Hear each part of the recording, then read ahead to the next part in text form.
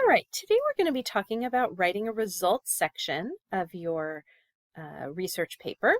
And this is actually probably the shortest section and maybe the easiest to write, which I think a lot of times students feel like, oh no, this is the statistics section, but it's very short and straightforward.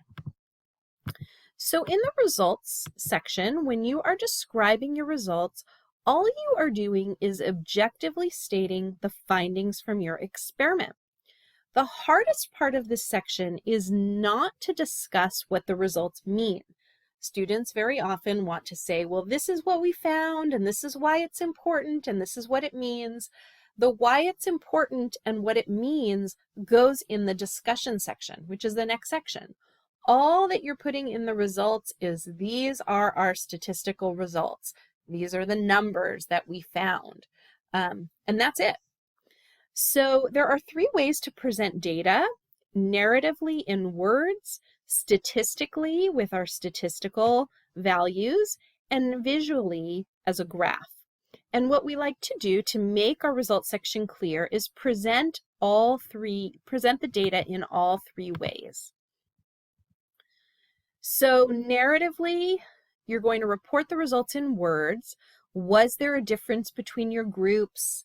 If you were studying the difference between, again, a group of students who slept 0 hours the night before a test and 8 hours the night before a test, and did hours of sleep impact test scores, we would say in words, there was a difference between the two groups, or there was not a difference between the two groups, in words. And then we put our statistics in here because we need to back up our narrative, back up what we say with some numbers. And I will go through the statistics that we'll use for each of our papers, but we'll use a specific type of statistic, if it's a t-test or a correlation, and I'll show you what numbers you need to put and how to write that in APA format. And we're going to put the p-value, that's the probability value, and we usually do that to 2 decimal places.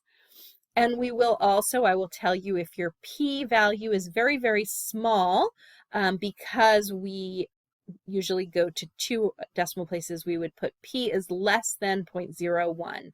That's our convention, just to keep in mind. And again, as we go through and write these sections, I'll remind you of that.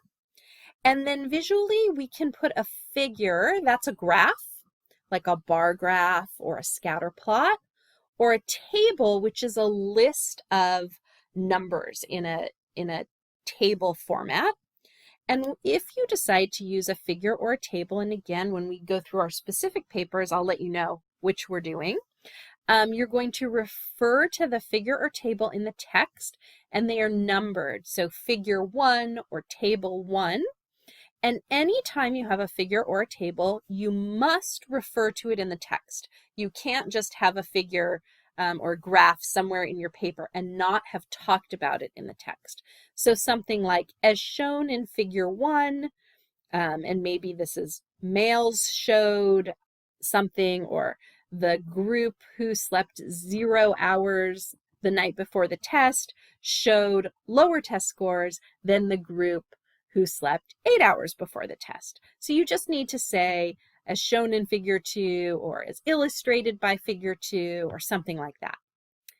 And your figures or your tables can supplement the text but not replace it. So you can't just have your results section be a graph and say, these are my results, right?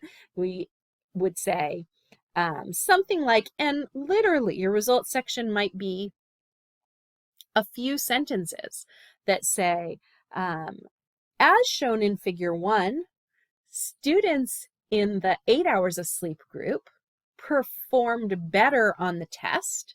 Then I'd probably put their mean there, mean of 80, compared to students in the 0 hours of sleep group, mean of 60. And then I would put my statistics, my t-test results. When you're describing the results, After the statistical notation, you don't have to say anything explaining what the statistics mean. So for those of you who have already taken statistics,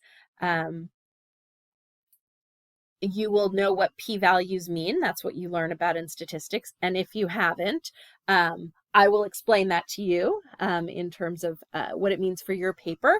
But you're expecting that whoever's reading your paper is a professional, whether they're a psychologist or a psychiatrist or a doctor or a nurse, and they've already taken statistics. So you don't need to explain what your statistics mean. All you do is say, what you found. So something like this: our results are significant and support our hypothesis, such that female students spend more time talking on the phone than male students. And then this is how we put our t-value or statistics in here. And again, I'll explain that to you.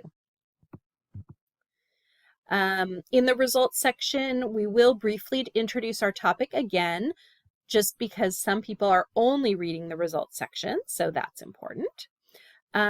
If you have numbers on a Likert scale, like a 1 through 5 scale, where someone read a statement and then had to circle if they strongly agreed or strongly disagreed, you have to describe your scale briefly in the results section.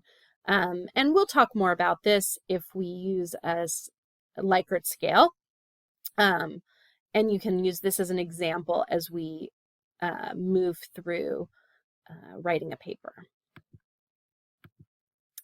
All right, and that's about it for results. Thank you very much.